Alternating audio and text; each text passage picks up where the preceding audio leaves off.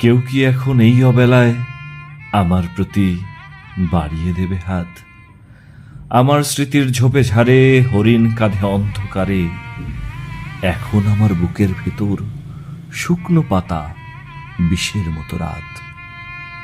দ্বিধান্বিত দাঁড়িয়ে আছি একটি সাঁকোর কাছাকাছি, চোখ ফেরাতেই দেখি সাঁকো এক নিমিষে ভাঙল অকস্মাৎ। গৃহে প্রবেশ করব সুখে, চৌকাঠে যায় কপাল ঠুকে। বাইরে থাকি নত মুখে, নেকড়েগুলো দেখায় তীক্ষ্ণ দাঁত।